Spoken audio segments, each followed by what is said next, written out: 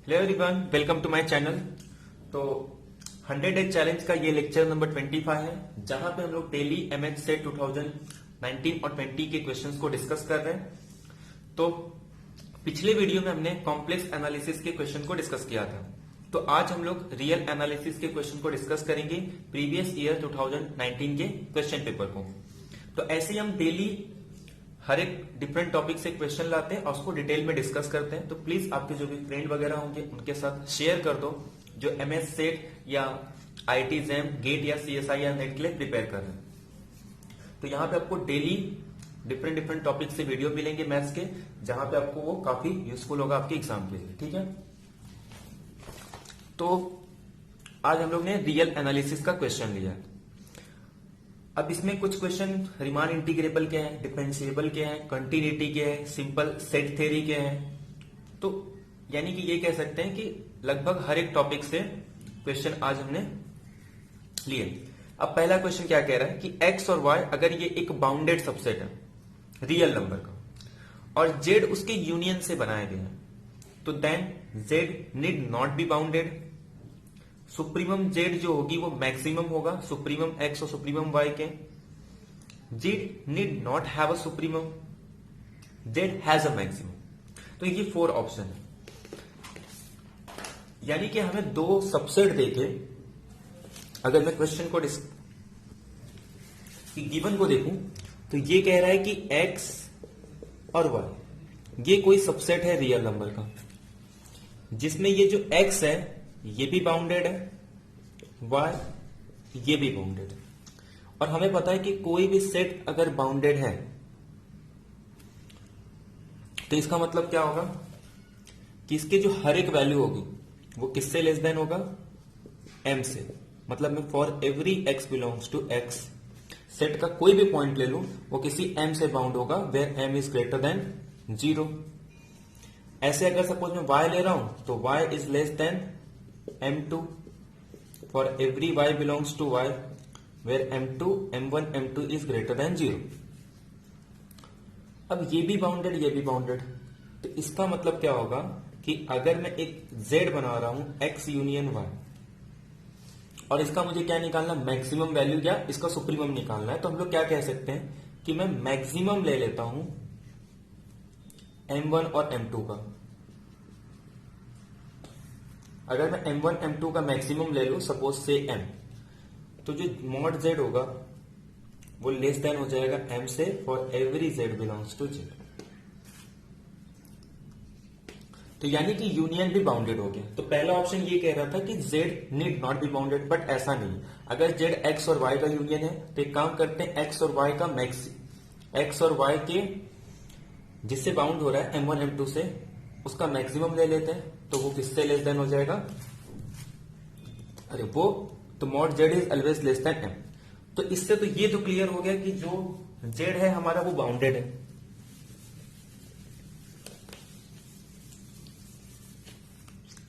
कि z x union y ये bounded हो गया। अब देखो, पहला ऑप्शन कह रहा था कि z need not be bounded, मतलब ये ऑप्शन रॉन्ग हो गया, क्योंकि z हमने शो किया कि ये बाउंडेड है, बट फर्स्ट ऑप्शन में कह रहा था कि z need not be bounded. Second कह रहा है कि सुप्रीमम z की जो वैल्यू होगी वो मैक्सिमम होगा सुप्रीमम x और सुप्रीमम y। देखा जाए तो हमने वही प्रूव किया, तो सेकेंड ट्रू है। बट पहले हम लोग थर्ड और फोर्थ देखते हैं, उसके बाद सेकेंड को चेक करते हैं। थर्ड कह रहा है कि z need not have a supremum. अगर बाउंडेड सेट है रियल नंबर का तो उसके पास सुप्रीमम तो ऑलवेज एग्जिस्ट करता है, मतलब ये थर्ड भी राइट। फोर्थ कह रहा है कि जेड हैज अ मैक्सिमम। अब मैक्सिमम के बारे में कुछ नहीं कह सकते, क्यों? क्योंकि अगर सेट क्लोज होगा तब हम मैक्सिमम के बारे में बात कर सकते हैं। जैसे ये ए बी क्लियरली ये बाउंडेड है, बट इसका जो मैक्सिमम है बी वो सेट के अंदर बिलोंग नहीं कर रहा, तो इसके पास मैक्सिमम होगा ये हम लोग नहीं कह सकते, जबकि सुप्रीमम इसके पास हमेशा एग्जिस्ट करती। ये भी रॉन्ग ये भी रॉन्ग। बचा कौन सा, सेकेंड, कि जो अगर हमें जेड का सुप्रीमम लेना है तो हमें मैक्सिमम लेना पड़ेगा सुप्रीमम एक्स और सुप्रीमम वाई का। कि ये ऑप्शन करेक्ट है, बाकी सारे ऑप्शन इसके रॉन्ग है। जरूरी नहीं है कि जेड के पास मैक्सिमम हो, और सुप्रीमम बाउंडेड है तो सुप्रीमम तो हमेशा होगा, बट ये कह रहा है कि z need not have a supremum. होता है बट ये नॉट कह रहा है तो ये भी रॉन्ग। थर्ड ट्रू हो गया क्योंकि ये हमारे पास है, और फर्स्ट तो रॉन्ग हो गया क्योंकि z बाउंडेड है, बट फर्स्ट ऑप्शन कह रहा है कि z need not be bounded. अब एग्जाम्पल लेके भी कर सकते हैं इसको डिस्प्रूव। कह रहा है कि z need not be bounded तो ये भी रॉन्ग। सुप्रीमम z ये राइट है। कह रहा है कि z need not have a supremum, अगर z बाउंडेड है तो उसके पास सुप्रीमम तो रहेगा ही, ये भी रॉन्ग। कह रहा है कि z मैक्सिमम, तो मैक्सिमम के बारे में कुछ नहीं कह सकते, अगर सेट क्लोज होता है तो हम लोग कहते हैं, बट यहां पे ऐसा क्लोज के बारे में कुछ नहीं कहा है, तो ये भी रॉन्ग। क्वेश्चन नंबर सेकंड कह रहा है कि एक फंक्शन डिफाइन किया गया है क्लोज इंटरवल 0-1 से लेके रियल नंबर तक। कैसा फंक्शन है? Continuous function. तो अगर ये दो इंटीग्रल आपस में इक्वल है तो हम लोग f के बारे में क्या कह सकते हैं? क्या f स्ट्रिक्टली मोनोटोनिक है, क्या f कांस्टेंट है, या फिर f ऑफ t की वैल्यू t के इक्वल होगी, या f ऑफ t की वैल्यू t स्क्वायर के इक्वल होगी। अब अगर हमारे पास फंक्शन गिवन दिया है तो हम इसको पुट करके चेक कर सकते हैं क्या हर एक t के लिए दोनों इक्वल है। अगर ऐसा हो गया तो इसमें से एक ट्रू हो जाएगा, अगर नहीं हुआ तो ये दोनों ऑप्शन एलिमिनेट हो जाएंगे। तो सबसे पहले हम क्या करते हैं, ये t को यहां पुट करके चेक करते हैं क्या हर t के लिए ये दोनों वैल्यू इक्वल होंगे। तो गिवन क्या दिया है कि हमारे पास एक फंक्शन डिफाइन किया गया क्लोज इंटरवल 0 से रियल नंबर पे, बी अ कॉन्टिन्यूअस फंक्शन। ये कैसा फंक्शन है? कॉन्टिन्यूअस है। एंड इंटीग्रल जो है 0 से लेके x f dx और x to 1 f dx ये दोनों इक्वल। अब अगर सपोज मैं f ऑफ t को t ले लूं तो ये मेरे पास आ जाएगा 0 to x t dx, x to 1 t dx, ये मेरे पास आ जाएगा x स्क्वायर बाय 2, यहां से आ जाएगा ये 1 माइनस एक्स स्क्वायर बाय 2, तो देयरफॉर ये 2x स्क्वायर बाय ये हाफ आएगा ना, तो 2 से कैंसिल कर दो तो इसका मतलब ये 2x square is equal to 1, तो x स्क्वायर की value plus minus 1 by root 2। But question में क्या गिवन है कि ये हर एक t के लिए इक्वल होगा, बट यहां भी पता चल रहा है सिर्फ वो 2 पॉइंट के लिए, मतलब हर एक t के लिए अगर मैं f ऑफ t पुट कर रहा हूं तो हर t के लिए इक्वल नहीं होगा, सिर्फ 2 पॉइंट के लिए इक्वल है, तो देयरफॉर ये ट्रू नहीं है। ऐसे हम लोग t स्क्वायर के लिए भी चेक कर सकते हैं कि ये इक्वल नहीं होगा। जैसे अगर मैं यहां पे t स्क्वायर भी पुट कर दूं तो ये क्या आ जाएगा, x cube by 3, 1 by 3 minus x cube by 3, 3 cancel, उसके बाद 2x cube is equal to 1, यहां से आ जाएगा x cube is equal to 1 by 2। बाकी दो तो इसके कॉम्प्लेक्स होंगे, एक वैल्यू हम लोग निकाल सकते हैं कि x is equal to 1 by 2⁻3, बाकी और पे इसकी 2 वैल्यू होंगे। तो मतलब ये कि हर पॉइंट पे तो ये इक्वल नहीं है, तो देयरफॉर ये तो हम लोग नहीं कह सकते, तो हमारा फोर्थ ऑप्शन भी इनकरेक्ट होगा, क्योंकि हर एक t के लिए ये फंक्शन इक्वल नहीं होंगे अगर मैं f of t is equal to t या t स्क्वायर पुट कर रहा हूं। अब थोड़ा रिकॉल करते हैं fundamental theorem of calculus, first fundamental theorem of calculus. अगर सपोज एक फंक्शन डिफाइन कर रहा हूं capital f of x, a to x f of x dx, हमें पता है कि अगर मैं कोई फंक्शन इस तरीके से डिफाइन कर रहा हूं तो ये जो कैपिटल f ऑफ x है ये हमेशा कॉन्टिन्यूअस होता है। ये इतना हमको पता है कि हम प्रूव कर सकते हैं कि ये कॉन्टिन्यूअस है। इफ अगर f कॉन्टिन्यूअस हो जाए तब हम ये प्रूव करते हैं कि जो f x है ये डिफरेंशिएबल हो जाता है। तो ये आप लोग प्रूव कर सकते हो कि capital f of x is differentiable है, एंड जो इसका डेरिवेटिव है वो किसके इक्वल आ जाता है, f ऑफ x के इक्वल। तो that is first fundamental theorem of calculus कि अगर ये f कॉन्टिन्यूअस है तो कैपिटल f ऑफ x जो इस तरीके से डिफाइन किया गया है ये डेरिवेबल या डिफरेंशिएबल होता है, और इसकी डेरिवेटिव f ऑफ x की इक्वल हो जाती है। तो हम लोग f ऑफ x को कहते हैं कि इज अ प्रिमिटिव, ये प्रिमिटिव हो जाता है किसका, एफ ऑफ एक्स का, यानी कि इस फंक्शन का, ये जिस फंक्शन का डेरिवेटिव है वो क्या है मेरा capital F of X, that is F dash of x is equal to F of X. This is first fundamental theorem of calculus. फिर उसी में second fundamental of theorem calculus क्या होता है, अगर इसका प्रीमेटिव एफ का प्रीमेटिव एग्जिस्ट करता है तो a to B F of X D X is equal to F of B minus F of A. ये सेकेंड फंडामेंटल थ्योरम है। अब इसका यूज कैसे करेंगे वो देखो। इतना तो क्लियर हो गया कि जब भी कोई फंक्शन ऐसे डिफाइन किया है और f कॉन्टिन्यूअस दे दे तो इसका डेरिवेटिव ये। बाकी आप इसको प्रूव कर सकते हो सिंपली कि कैसे ये क्यों कॉन्टिन्यूअस है। आप सिंपल क्या करोगे, पहली बात तो हम लोग फंक्शन कहां डिफाइन कर रहे हैं, क्लोज इंटरवल 0 पे, और कोई भी इंटीग्रेबल फंक्शन को हमेशा कॉम्पैक्ट सेट पे डिफाइन करते हैं। तो इसका मतलब ये क्लोज और बाउंडेड है तो इसका इमेज क्या होगा, यानी कि f भी बाउंडेड हो जाएगा। f बाउंडेड है तो हम लोग f ऑफ x को ये जो लेस देन बता सकते हैं किसी m से। अब ये मेरा फंक्शन बाउंडेड है तो कोई भी दो पॉइंट लेके हम लोग डिफाइन करेंगे, इसको यूनिफॉर्म कंटिन्यूअस बता देंगे बाय लिप्स्किट कंडीशन। अब यूनिफॉर्म कंटिन्यूअस हो गया तो वो कॉन्टिन्यूअस भी हो जाता है। उसके बाद फिर हम लोग अगर फंक्शन कॉन्टिन्यूअस हो गया तो हमें पता है कॉन्टिन्यूअस का डेफिनेशन कि for every epsilon there exist delta is greater than 0, कि जब भी x1 माइनस x2 की वैल्यू, अच्छा कंटिन्यूअस के लिए ऐसा नहीं होगा कि x minus a is less than delta, तो implies that f of x minus f of a is less than epsilon. तो इसका यूज करके हम लोग प्रूव करेंगे कि जो f है वो, जो कैपिटल f है वो डेरिवेबल है। और उसका डेफिनेशन तो हमको पता ही है डेरिवेबल का, कि उसकी एवरेज वैल्यू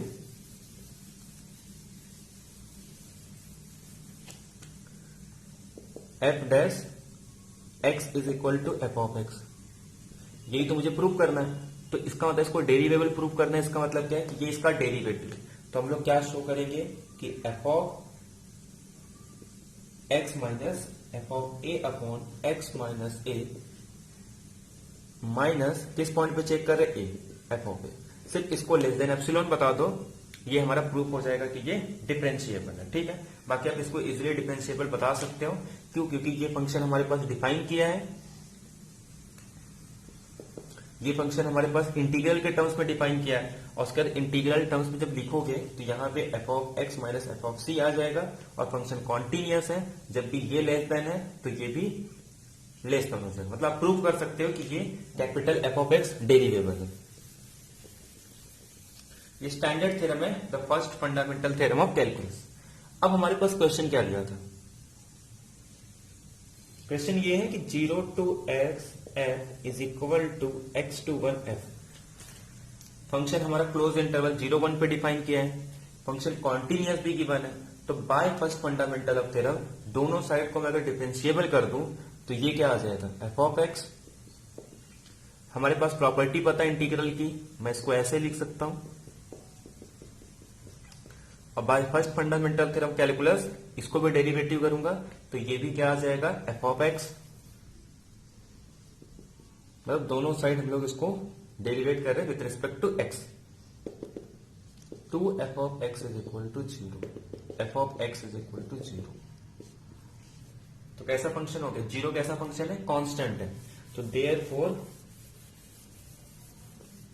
अब इसमें कह रहा है कि f इज स्ट्रिक्टली मोनोटोनिक। तो स्ट्रिक्टली मोनोटोनिक तो हो नहीं सकता ये, क्योंकि 0 फंक्शन स्ट्रिक्टली मोनोटोनिक नहीं है। इस पे भी फेल हो गया, इस पे भी फेल हो गया, बचा f इज कांस्टेंट। एक्चुअल में कांस्टेंट में भी 0 आ रहा है, तो हमारा बी ऑप्शन करेक्ट हो गया, क्योंकि ये इंप्लाई कर रहा है 0, और 0 कैसा फंक्शन है, कांस्टेंट फंक्शन है। तो देयरफॉर बी ऑप्शन हमारा करेक्ट हो गया by first fundamental theorem of calculus. Question number 3 बहुत इंपॉर्टेंट क्वेश्चन है कि अगर कोई फंक्शन को इस तरीके से डिफाइन किया गया, इसे हम लोग बोलते हैं chicken pox function. Chicken pox function का ही कुछ अलग अलग टाइप्स होते हैं, जिसमें ये जो फंक्शन है इसको हम लोग थॉमे फंक्शन कहते हैं, इसी को पॉपकॉर्न फंक्शन बोलते हैं, इसी को रीमान फंक्शन बोलते हैं। तो इसका डिफरेंट डिफरेंट नेम है। ठीक है, ये बहुत ही इंपॉर्टेंट फंक्शन है कि हमें पता है कि f जो यहां पे कॉन्टिन्यूअस होता है सिर्फ इरेशनल पॉइंट पे, और सारे रैशनल पॉइंट पे डिसकॉन्टिन्यूअस है। वही हमको प्रूव करना है। इसमें क्या कह रहा है, रीमान इंटीग्रेबल। अगर मैं ये क्लेम कर दूं कि ये जिस पॉइंट पे डिसकंटीन्यूअस है उसका वो कैसे है, काउंटेबल है। हमें पता है कि अगर एफ काउंटेबल पॉइंट पे डिसकंटीन्यूअस है तो फंक्शन रीमान इंटीग्रेबल होता है। तो ये हम क्लेम करेंगे कि फंक्शन कॉन्टिन्यूअस कहां पे है, इरेशनल पे, और जिस पॉइंट पे वो डिसकंटीन्यूअस है वो कैसे है, रैशनल है, और रैशनल काउंटेबल है, तो ये रीमान इंटीग्रेबल हो जाएगा।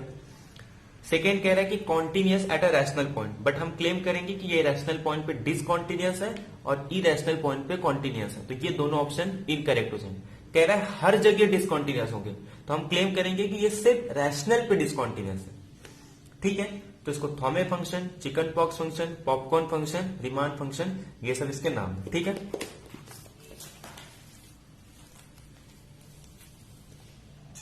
तो इसको हम लोग डिफाइन करते हैं हमेशा 0, 1 पे। ठीक है, 0, 1 पे फंक्शन डिफाइन किया गया है, तो हमें चेक करना है कि इस क्लोज इंटरवल 0, 1 पे ये कॉन्टिन्यूअस है या नहीं। और इसको डिफाइन कैसे किया गया है कि एफ ऑफ एक्स की वैल्यू ये 0 होगा जब भी x बिलोंग करेगा q को, p बाई क्यू होगा जब x जो है वो p बाई क्यू के फॉर्म में है, GCD of p q is equal to 1, यानी कि अपने लोवेस्ट फॉर्म में होगा। तो हमें क्लेम करना है कि f is a continuous at a irrational point and discontinuous at a rational point. बस हम ये क्लेम कर देंगे, हमारा ऑप्शन 1 क्लियर हो जाएगा कि फर्स्ट जो ऑप्शन है वो राइट है। ठीक है,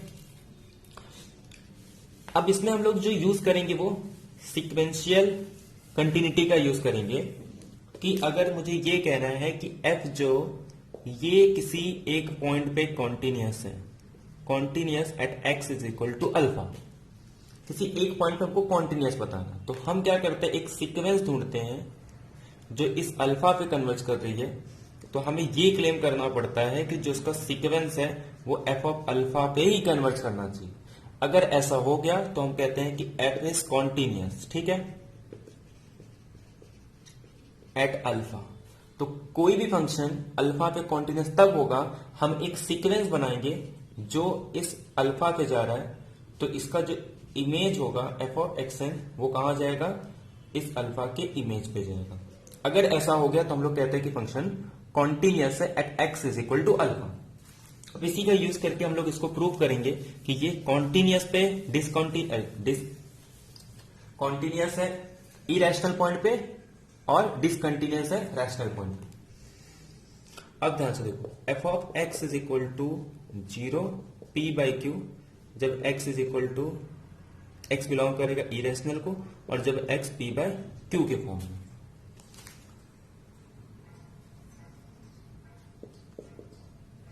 x is equal to alpha पे चेक करना है, अल्फा बिलोंग कर रहा है कोई भी रियल नंबर। ठीक है, एक बार हम सीक्वेंस लेंगे इरेशनल नंबर से कि जो xn है वो कन्वर्ज कर रहा है अल्फा पे, xn belongs to irrational number. तो f ऑफ xn ये तो 0 पे कन्वर्ज करेगा क्योंकि ये पूरे इरेशनल पॉइंट पे इसका आंसर कैसा, 0। अगर कोई सीक्वेंस अल्फा पे कन्वर्ज कर रहा है तो इसका जो इमेज है वो हमेशा 0 पे ही कन्वर्ज करेगा। तो इसका मतलब क्या हो गया कि ये किस पे कन्वर्ज कर रहा है, एफ ऑफ अल्फा पे, क्योंकि एफ ऑफ अल्फा क्या है, 0, पूरे इरेशनल पॉइंट पे ये 0 आ रहा है। तो इसका मतलब ये तो क्लियर हो गया where alpha belongs to irrational point, यानी कि इरेशनल पॉइंट पे कॉन्टिन्यूअस हो गया। अब बात यह आता है कि हमें प्रूव करना है कि ये डिसकॉन्टिन्यूअस होगा रैशनल पॉइंट पे। लेट सपोज xn कन्वर्ज कर रहा है अल्फा पे और xn is equal to pn by q1, यानी कि बिलोंग कर रहा है रैशनल को। तो therefore f of xn is equal to, अब f ऑफ xn को कैसे डिफाइन किया गया है, f of pn upon qn, क्योंकि हमारे जो पॉइंट है वो कहां से बिलोंग कर, रैशनल से। तो जब ये x p बाई क्यू है तो वो p अपॉन क्यू आता है, तो अगर ये पॉइंट pn अपॉन qn है तो ये मेरे पास आ जाएगा pn अपॉन qn। अगर p n upon q n किसी अल्फा पे कन्वर्ज कर रहा है, सॉरी ये ऐसे नहीं डिफाइन करते, ये 1 अपॉन क्यू, ये सॉरी मिस्टेक हो गया इसमें, ये पी अपॉन क्यू नहीं है, सिर्फ 1 अपॉन क्यू होता है, ये 1 अपॉन क्यू है। तो इसका मतलब क्या होगा, ये 1 अपॉन क्यू एन। अगर कोई भी sequence p n upon q n alpha पे कन्वर्ज कर रहा है, ये तभी पॉसिबल है जब ये क्यू एन कहां कन्वर्ज करेगा, इंफिनिटी पे। तो 1 अपॉन क्यू एन कहां कन्वर्ज करेगा, 0 पे। इसका मतलब ये हो गया कि जो फंक्शन की लिमिट है वो हर पॉइंट पे एग्जिस्ट कर रही है, और कहां कर रही है, 0 पे। यानी कि हम लोग कह सकते हैं इस फंक्शन का लिमिट एग्जिस्ट करता है रैशनल पे और इरेशनल पे, कहां, 0। लेकिन ये किसके इक्वल नहीं है, f of p n upon q n के इक्वल नहीं है, क्योंकि ये इसकी वैल्यू क्या आती है, 1 अपॉन क्यू एन। तो यानी कि ये जो फंक्शन है ये कॉन्टिन्यूअस रैशनल पॉइंट पे नहीं है। क्यों, लिमिट तो एग्जिस्ट कर रही है, बट जो उसका लिमिट 0 है इसके फंक्शनल वैल्यू के इक्वल नहीं है। जैसे मैं कोई भी पॉइंट ले लूं, एफ ऑफ 2, जैसे x इज इक्वल टू मैं 1/2 ले लूं, तो जो इसका इमेज आएगा वो क्या आएगा, एफ ऑफ 1/2, वो आ जाएगा मेरे पास 1/2।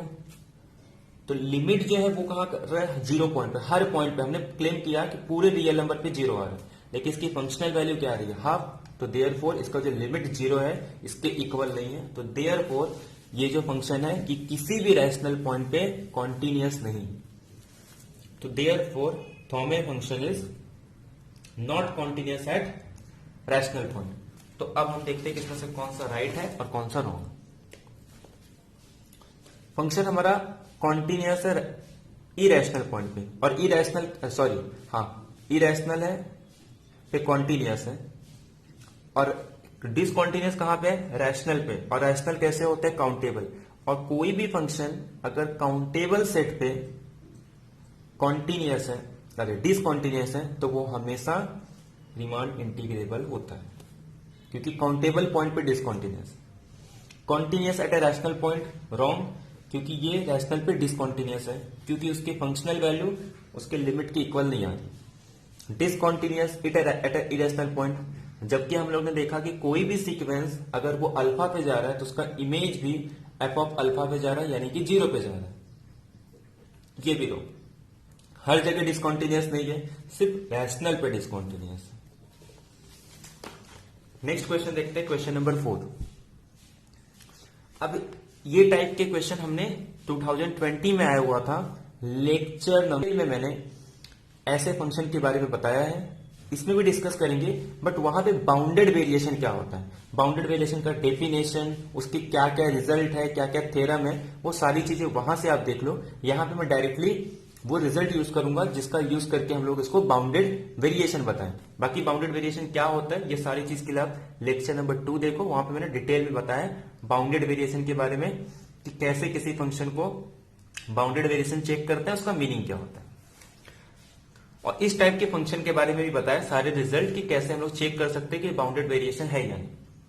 x² इंटू साइन 1/x कह रहा है f कॉन्टिन्यूअस नहीं होगा 0 पे, f डिफरेंशिएबल है लेकिन बाउंडेड वेरिएशन नहीं है, f कॉन्टिन्यूअस है लेकिन डिफरेंशिएबल नहीं है, f बाउंडेड वेरिएशन है। तो ये 4 ऑप्शन है जो हमको चेक करना। कैसे फंक्शन डिफाइन किया गया, F of x is equal to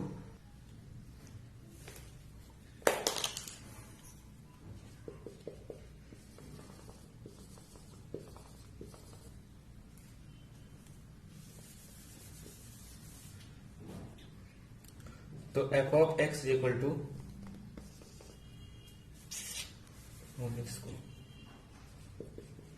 F of x is equal to x² into sine 1/x when x is between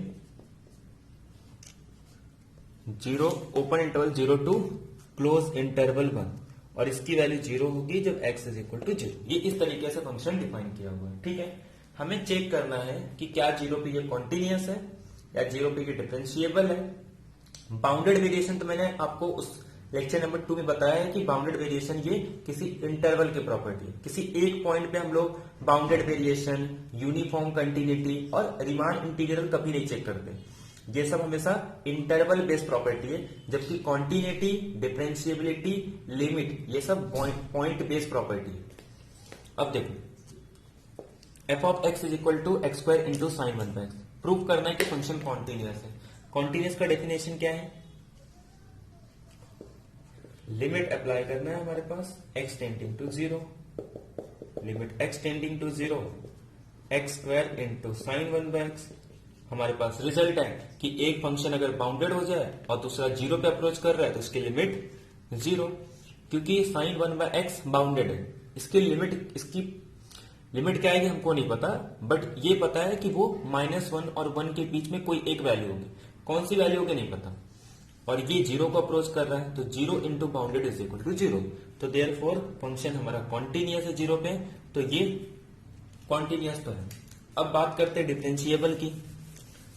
differentiable हम कैसे चेक करते हैं?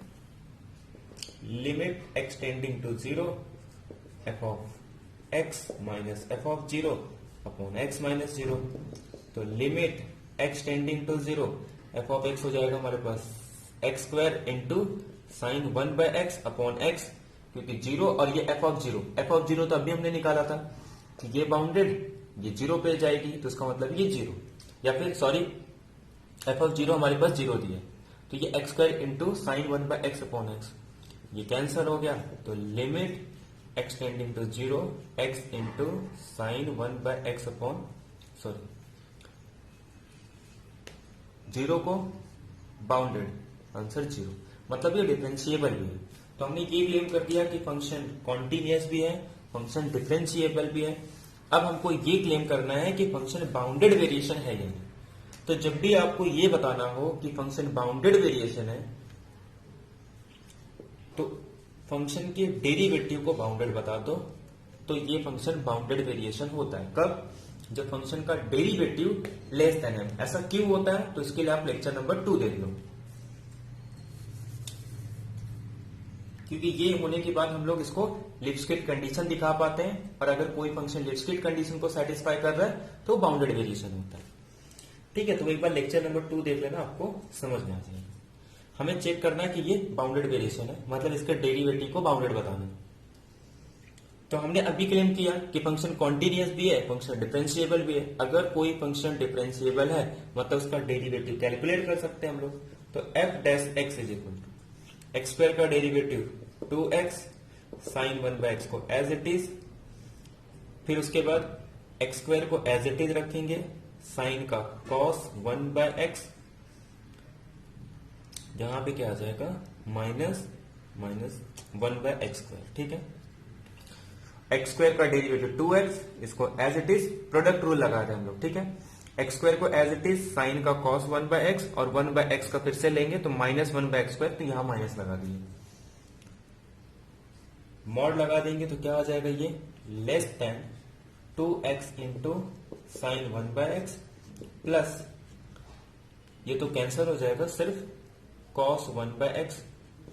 ये बाउंडेड फंक्शन है तो लेस देन 1, ये भी बाउंडेड है तो less than 1, 2x, but x किसको बिलोंग कर रहा है? क्लोज इंटरवल 0-1 को, तो ये भी लेस देन 1, इसकी मॉडुलस लेस देन 1 होगी, तो 2 + 1 दैट इज 3। तो therefore mod x is less then 3, तो इसका डेरिवेटिव बाउंडेड है, तो फंक्शन बाउंडेड वेरिएशन है। तो यहां पे हम लोग ने ये प्रूव कर दिया कि ये जो फंक्शन है ये कैसा है, बाउंडेड वेरिएशन है। तो हमारा फोर्थ ऑप्शन करेक्ट हो जाएगा, बाकी first, second, third option wrong. ये फंक्शन डिफरेंशिएबल भी है, फंक्शन कॉन्टिन्यूअस भी है, और फंक्शन बाउंडेड वेरिएशन भी है, फंक्शन रीमान इंटीग्रेबल भी है, क्योंकि फंक्शन कॉन्टिन्यूअस है तो function Riemann integrable, function differentiable, function bounded variation. ठीक है, अब इसमें से देखते हैं कौन सा ऑप्शन हमारा करेक्ट है।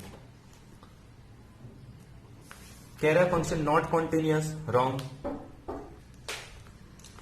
Function differentiable but not bounded variation, ये भी रॉन्ग, क्योंकि फंक्शन डिफरेंशिएबल है और बाउंडेड वेरिएशन भी। कह रहा है F continuous but not differentiable, ये भी रॉन्ग, क्योंकि फंक्शन कॉन्टिन्यूअस भी है और डिफरेंशिएबल, फंक्शन बाउंडेड वेरिएशन है, तो ये ऑप्शन हमारा राइट हो जाए। अब नेक्स्ट क्वेश्चन, ए और बी दो नॉन एम्प्टी डिसजॉइंट सबसेट है रियल नंबर का, लेट एक डिस्टेंस डिफाइन कर रहे हैं, किसी भी दो सेट के बीच का जो डिस्टेंस होगा वो इनफिमम डिस्टेंस होता है, उसके किसी भी दो पॉइंट के बीच का हम लोग डिस्टेंस लेंगे और जो सबसे इनफिमम डिस्टेंस होगा वही हम लोग कहते हैं किसी भी दो सेट के बीच का वो डिस्टेंस है। जैसे फॉर एग्जांपल ये दो सेट गिवन है और ये ए सेट और ये बी सेट, इसका डिस्टेंस निकालना है, तो हम लोग क्या करेंगे, इसके हर दो पॉइंट का डिस्टेंस निकालेंगे। तो जो सबसे इनफिमम डिस्टेंस होगा, जिस पॉइंट के बीच का सबसे इनफिमम डिस्टेंस, वो हम लोग कहेंगे कि ये जो डिस्टेंस है वो ए और बी के बीच का डिस्टेंस है। सपोज इस तरीके से फंक्शन है, फिर से हम लोग हर दो पॉइंट के बीच का डिस्टेंस निकालेंगे, तो ये जो सबसे डिस्टेंस है ये इनफिमम है, तो इसी को हम लोग क्या बोलेंगे, डिस्टेंस बिटवीन ए बी। तो सारे दो पॉइंट के बीच ए और बी के हर दो पॉइंट के बीच का डिस्टेंस निकालना है, जो सबसे इनफिमम डिस्टेंस होगा उसी को हम लोग कहते हैं distance between A and B. अब ये कह रहा है कि ए और बी के बीच का डिस्टेंस ये हमेशा ग्रेटर देन जीरो है, मतलब कोई दो सेट ले रहे हैं, उन दोनों के बीच का डिस्टेंस हमेशा ग्रेटर देन जीरो है। तो इन दोनों के बारे में क्या कह रहा है कि दोनों ओपन सेट होंगे, दोनों क्लोज सेट होंगे, एक क्लोज है दूसरा कॉम्पैक्ट है, और थर्ड कह रहा है कि या तो ए सिंगलटन होगा या तो बी सिंगलटन होगा। तो इसमें से अपने को ऑप्शन के जरिए ये बताना है कि कौन सा ऑप्शन इसमें से ट्रू है।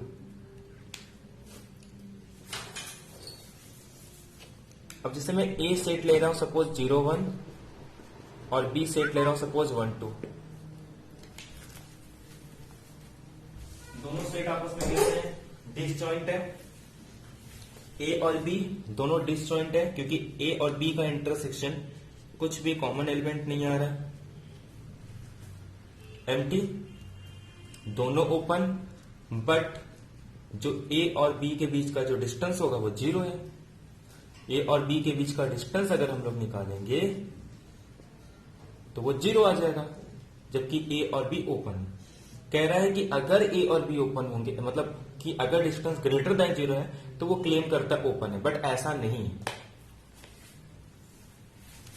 दोनों ओपन होने के बावजूद भी डिस्टेंस जीरो हो ऐसा जरूरी, अरे ग्रेटर देन जीरो ऐसा जरूरी नहीं, क्योंकि हमें क्लेम क्या करना है कि जो ऑप्शन है वो देन है, हमें वो इफ निकालना है जो इसको इंप्लाई कर रहा है। मतलब ये 4 में से ऐसी कौन से ऑप्शन है जो इस गिवन को अप्लाई कर रहे हैं।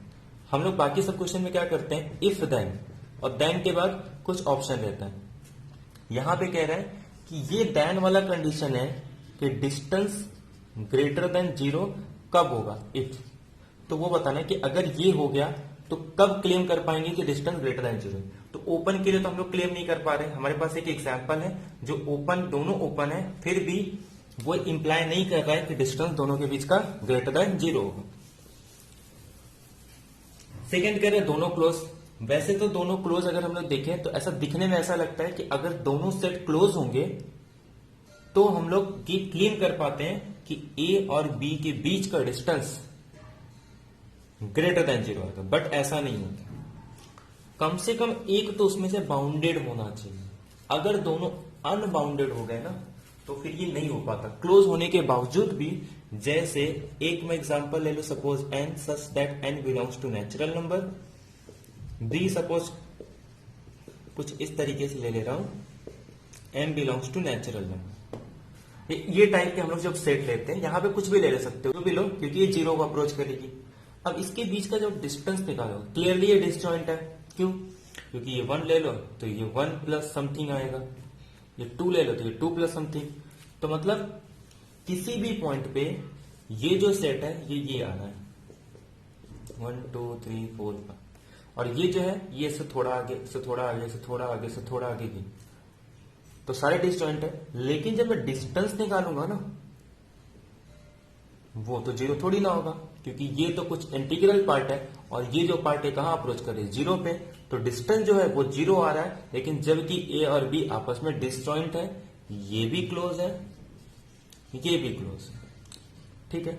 तो दोनों ही क्लोज है, लेकिन दोनों के बीच का डिस्टेंस 0 है, ये इंप्लाई नहीं कर रहा है। तो अगर ए और बी क्लोज हो तो ये इंप्लाई नहीं होता है कि उन दोनों के बीच का डिस्टेंस ग्रेटर देन 0 है। अगर इसी में एक बाउंडेड हो जाता तो हमें पता है कि क्लोज, दूसरा अगर क्लोज प्लस बाउंडेड मतलब कॉम्पैक्ट, तब आप कभी भी ऐसा क्लोज और कॉम्पैक्ट नहीं ढूंढ के लाओगे जिनका डिस्टेंस 0 हो जाए, वो हमेशा उनका डिस्टेंस ग्रेटर देन 0 ही होता है। तो ये ट्रू स्टेटमेंट है। अब फोर्थ कह रहा है कि ए और बी सिंगलटन होगा। एक काम करो, एक को 0 ले लो, बी को वही ले लो 0 1, क्या दिक्कत है इसमें? ये क्लोज, दोनों आपस में डिसजॉइंट, लेकिन दोनों के बीच का डिस्टेंस 0, मतलब एक ए और बी में से कोई भी एक सिंगलटन, तो हमने ए को सिंगलटन ले लिया, या फिर बी को ये ले लो और ए को ये ले लो।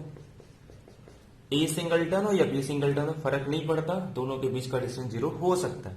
मतलब ए या बी एक सिंगलटन हो तो भी हम ये क्लेम नहीं कर पा रहे हैं कि ए और बी के बीच का डिस्टेंस ग्रेटर देन 0।